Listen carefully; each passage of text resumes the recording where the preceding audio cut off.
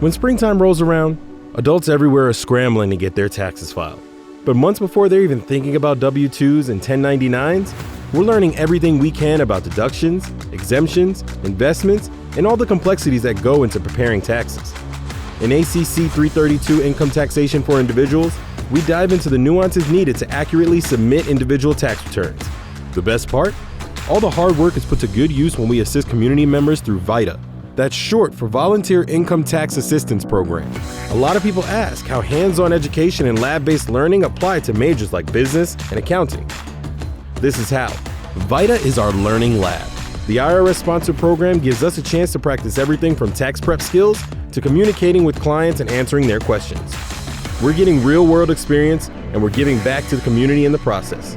The way I see it, that's a win-win for everyone.